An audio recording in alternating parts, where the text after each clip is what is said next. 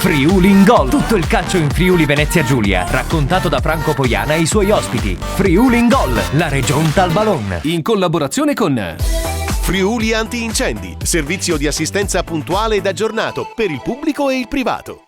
Presidente Vincenzo Zanutta, al Charlins Muzzane si regala una domenica di grande festa. L'Under 17 vince 3-2 contro l'Alcione e la cartolina della partita. Lei dietro la recinzione che applaude al terzo gol dei suoi ragazzi.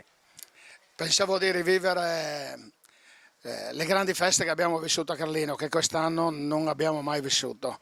E quando l'arbitro ha fatto il triplice fischio, veramente avevo il fuoco addosso come nei bei tempi dove le squadre mi regalavano soddisfazioni.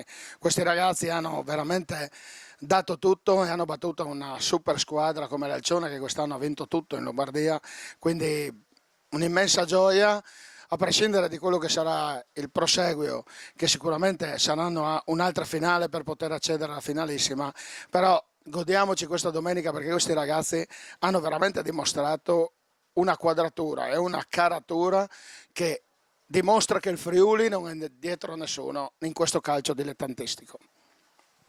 Un complimento va anche al lavoro del mister, che continua a mantenere la corda tesa fino al termine di questo mese di giugno. Ora si guarda alla prossima domenica. Come preparare questa trasferta a livello organizzativo soprattutto? Ma a livello organizzativo siamo abituati ad andare in giro per l'Italia, quindi non sarà un problema con il segretario organizzare la trasferta nei minimi dettagli. Il mister è un mister veramente che abbiamo scoperto l'anno scorso a Carlino e che mette non l'anima di più in questo sport e dà veramente tutto a questi ragazzi e ottiene da loro quello che magari se tu non dai non ottieni. E colui invece dà molto per poter ottenere, quindi è in prima linea, sembra essere il 12° giocatore in campo ed è veramente un qualcosa che a Carlino spero faccia un percorso molto lungo di creazione di questi giovani che magari un giorno il sogno sarà di vederli in prima squadra a Carlino. Complimenti e grazie per il suo supporto, il suo tempo.